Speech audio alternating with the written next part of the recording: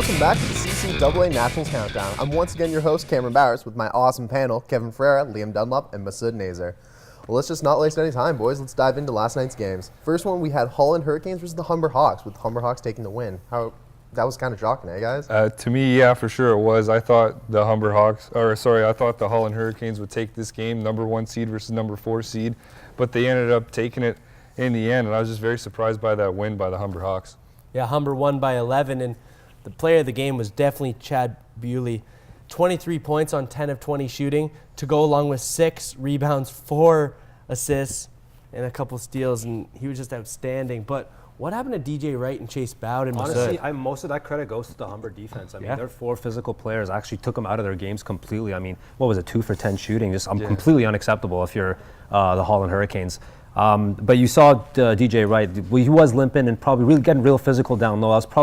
You could probably credit that most to anything to his lackluster performance. Yeah, he didn't end up playing today. Go ahead, Kevin. Oh, one thing I was really surprised of from the Humber Hawks was how deep their bench played. I mean, they've impressed me all season, and they've also impressed me throughout the last few games. But points off the bench, 38 compared to Holland's 8 points off the bench. That was huge for them. That's not enough. Amon Morrissey took over for Holland over DJ Wright and Chase Bowden. He had 24 points on 9 of 15 shooting, but it definitely wasn't enough as they lost by 11. Yeah, and I mean, Amon Morrissey, I give credit to him. I mean, of all the guys that he wasn't able to do, he's the one guy on that team who's actually been able to be really consistent throughout most of this tournament, but obviously not enough to win that game. For sure. Let's move on to our major upset, though, of the night. VIU Mariners versus Mohawk Mountaineers, where we just couldn't make it. Do you think that having Coach of the Year really helped VIU there? Yeah, it wasn't really upset. It was 2/10. Yeah, 2/3, excuse me. Yeah, it was definitely two of the best teams, number 2 versus number 3, ranked in all of Canada. I wouldn't say it was that much of an upset. VIU just picked up a well-deserved game. I mean, it was a tight game all the way up to the 4th quarter. Mohawk fought as best as they could, and they just couldn't come through in the end, and it was definitely a heartbreaker. Justin King shot it a lot, 24 times, but he put up 23 points. He had a couple assists too, but what about Chris Parker, man? We were talking about that during the whole game. Yeah, I mean, the one thing with Chris Parker is that he's the backup point guard for Kadeem Stewart, which is crazy to me. And I mean, he had an unbelievable game, going, 4 for 6 on 3-pointers, which is incredible. 20 points for the game, just an overall great effort for him, and probably the MVP in my opinion. You know, I think he was that X factor that kind of put them over the top to get the W. And even though Mohawk got the loss, let's not forget about what they've done all season long. They've won provincial gold. They have the CCAA All-Canadian and Matt Fennell, one of the best defensive players in all of Canada, and Andrew Sicatini. So this is a stacked team, and we shouldn't be disappointed by them at all. It was a very tough game for Mohawk as Jeff Hunt just couldn't get it done down the stretch. He had 2.5 seconds. He took the 3, missed it. It's not his fault. He had a good look. He could have dished it into Dowhennick down low to tie it up, but he wanted to go for the win.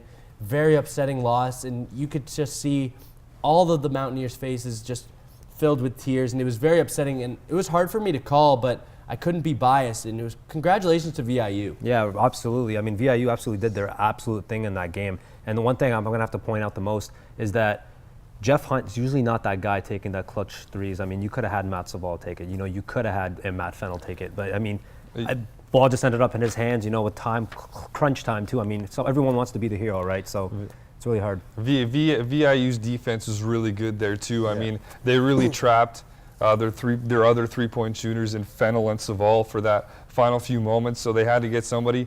And it's not like Jeff Hunt can't throw down threes. He's been throwing down threes since kindergarten, man. Right, he can do it. He just happened to miss in that one, and it was just still a heartbreaker for the Mohawk Mountaineers. What I find scary about VIU is they're big men. If Jared Dorby's not doing it, then Justin Fortin is. Jared Dorby didn't have the best of games. He only had 7 points, but Jason Fortin, 17 points, 9 rebounds, and 5 fouls drawn, so he was getting to the line, and he was getting the offensive boards and then getting fouled and going to the line. Yeah, there's absolutely did his thing, and I mean, it's not usually, and man, let's not forget Justin King either. I mean, the guy did his thing, you know, just pretty much a complete matchup with Matt Fennell. He had 23 points compared to Matt Fennell's 27. We all wanted that Fennell versus King matchup, and we got it. Well, at least we know we played our best, and it's not like we're completely out of the running, right? No. So let's move on to today's games, where we started off with the Hurricanes versus the Kodiaks, and I'm pretty sure Kodiaks won this one, They right? did. Yeah. They did, yeah. I was a little surprised by that, too. I thought Holland would come in. I thought they had the deeper bench, but the other team, they just ended up pulling out the wind. The Kodiaks did. Yeah. Our player to look for me and Masud was Christopher Mine. Last game before the game against Holland, he had 26 points, 18 boards. He was not into the game. It didn't seem like today. Yeah, but Lethbridge still got the win. Right, yeah, and which is credit Lethbridge for that. And I think the one thing I have to say about the coach for Lethbridge is that they went small ball. You know what I mean? Two of their biggest big men were in foul trouble early in the game, and they started, shortening their lineup, getting three-pointers, getting out in transition, getting the rebounds, being super active, and that's exactly how they won. They absolutely took over that fourth quarter to get that win. And the thing with Holland is they came in as the number 1 seed. Now they're not even going to be in the bronze medal game. So Holland, very upsetting for them coming in the East won't even get a medal this time. No, that stat relives itself this year. East never winning a goal, and it stays true in 2015. Mm-hmm. Yeah, and the one thing I want to say too is the bench for Lethbridge, absolutely killer. They did their thing, and I mean, but also credit DJ Wright for not playing in that game because with a sore ankle or whatever it was. But I mean, part of that goes to him as well. No, it's true. It was an upset, that's for sure. But then we had Mohawk facing the Falcons. That was so crazy. we pulled it out there that time. That game was just, it blew my mind. I mean, it went all the way up to the fourth quarter, last second. Mohawk trying to scramble, hold on to that ball, and they did, and they won by 1 point. I don't even know what else to say other than good job, Mohawk, and let's see a bronze medal. But the thing that really happened, the last play of the game, Langara had a wide open shot, but he got whacked. I have to say it. Langara was down by 1. The player got whacked by both Fennell and Cicatini, which started a big brawl, as we both saw, and that was crazy. Yeah, I mean, I wouldn't be able to tell if there was a foul or not, but the one thing I'm going to say is the commission did look at the replay after. Yeah, just to point that out. Being the producer in the truck, they kind of came up to me and asked me if they could come in into the truck and see it from all different types of angles. First, there was the first guy that came in, filed the report, and then 4 more coming in. So we did that for them. We made sure they got some good looks, and they're going to make the right call on that one for sure. Perfect. Well, then after that, we had the Rattlers versus the Cavs, right? With Rattlers sneaking out that win. So that was pretty cool. I'm super surprised by that win, honestly. I thought, the Cavs giving as big of a fight as they did against Mohawk Mountaineers, which is one of the best teams in all of Canada, and then Medicine Hat Rattlers struggling all tournament long, number 8 seed out of everybody, and them pulling out the win. Good for them. Yeah, we have to say good work by Fuki and DeAndrade. The 2 big men for the Rattlers really came to play. And DeAndrade ended up winning player of the game in our eyes, and we interviewed him after the game. What was he saying to you? He was a really fun guy. Yeah, one thing with Medicine Hat, they knew they weren't gonna. All they wanted to play for was pride, you know, more than anything, because they knew they weren't gonna win anything. Because if you're in that situation, we're not in the gold, silver, bronze standing. You have to play for something. It's the last game. Make an impression, have something to look forward to for next season. But also Michael Ferrion, can't say enough about him. He had a stellar performance. He's probably one of the more aggressive guards on that Medicine Hat team, and he absolutely did his thing. The thing that I reiterated when I was calling the game, Champlain came in as the 6th seed, will leave the 8th seed. Medicine Hat came in the 8th seed, will leave the 7th seed. So ups and downs, and that's what the CCAA tournament does. You come in a 1 seed, you can end as another seed, and Mohawk might come in as the 3rd and leave the 3rd if they win the bronze. Absolutely, yeah. So with that, we've got our gold and our bronze medal games coming up after this, with Mohawk versus the Kodiaks and the Hawks versus the Mariners. Who do you want to take home the gold this time, guys? Besides Mohawk, but for the bronze, that's a close call. Lethbridge really surprised me today at how they played. But I think Mohawk has what it takes to get it done. But me and you, Liam, know some inside stuff that some people may not know right now, and I think it's on Matt Saval. Matt Saval, we were talking to him just after the last game. We were sitting with him right beside the bench. We saw him in the sweater. He came out of the last game against Langara, and we're like, what happened? Because people were talking to us on the chat, and they're like, what's going on with Matt Saval? Why is he not playing? We found out he has a concussion. Oh, no. He's going to be out the bronze medal game. And that's huge. That's the starting point guard. Who's going to have to step up for Mohawk? because Patrick Ivoroni's probably going to take the starting role as point guard. Yeah, and I mean, honestly, you could probably look at that last game, and Lamar Barr, we can't say enough about him. Yeah, for 16 points, 5 rebounds, 5 assists, just an overall great effort, and 9 straight points at one point. Absolutely killed it for that team. So, I mean, look to him to actually step up, too. And the one thing we're going to have to look for in the Lethbridge game is that Chaz Johnson is going to be matched up with one of those two crazy defenders. Yeah. So, good luck to him, and let's see if he can actually pull it out. But, I mean, again, Chaz Johnson, incredible player, incredible talent, and he's the one who kind of pulled it out for them as well in the Kodiak game. But the gold medal game is going to be nuts. VIU versus Humber. Can Humber win their first gold medal in the CCAA since 2001?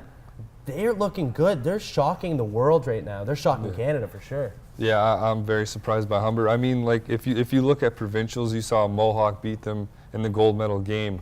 And there they didn't really look like the team that they're looking like right now.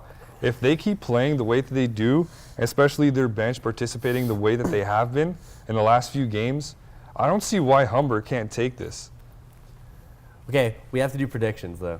We got to keep with that. I was talking about that all the time. I'm up 4-2. You guys are both 3-3. I'm better than you guys, I guess. Just kidding. But who you got in the bronze medal game? Sorry for taking. Go. Yeah.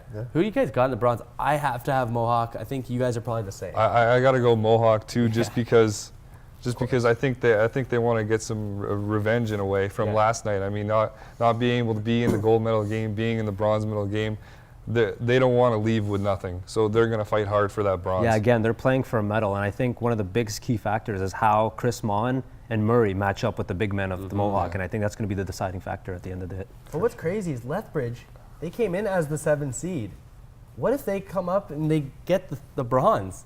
No, who thought Lethbridge Kodiaks after that first game were going to come up and be in the bronze medal game? It's the way of the CCAAs, man. Like, you never know what's going to happen. We've seen upsets all the time. We've seen upsets throughout the years, and who knows? Maybe we'll see a couple more tonight. That's going to be perfect, man. So I've got to go with Mohawk as well, though. Yeah, like, for Kodiak's sure. not going to make it easy, though, by any means.